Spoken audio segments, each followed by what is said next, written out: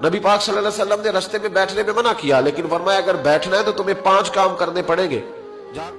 गर्मियों में जिसका दिल करता है ना कि खुली हवा में बैठूं, बैठ ले, पर 5 काम करे, ये बुखारी है। जिसका दिल करता है ना सर्दियों में गली में बैठूं, धूप लूं, तो फिर वो कितने काम करेगा? बोलिए या रसूल अल्लाह सल्लल्लाहु ताला अलैहि वसल्लम क्या क्या करे तो रास्ते में बैठने की इजाजत है? तो नबी पाक सल्लल्लाहु अलैहि वसल्लम ने फरमाया रास्ते का हक अदा करो, 5 काम करो। या रसूल अल्लाह कौन कौन से? फरमाया अगर रास्ते में बैठना है तो नजरें नीची करके बैठो, इसको भी उसको भी, आने वाले को भी और जाने वालों को भी देखने की तुम्हें इजाजत।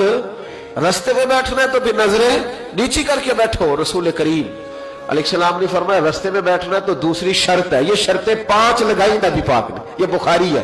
फरमाया रास्ते में बैठना है तो दूसरी शर्त तुम्हारे लिए ये है कि जितनी चीजें तकलीफ देने वाली रास्ते में पड़ी होंगी वो बैठने वाले ने उठानी है।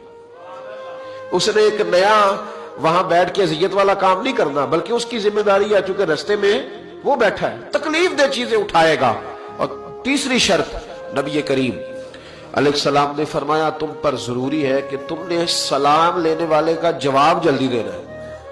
रास्ते में बैठना है तो सलाम लेने वाले का जवाब जल्दी देना है। और चौथी शर्त यह है कि तुमने रास्ते में बैठे बैठे नेकी का हुक्म देना है और बुराई से मना करना है।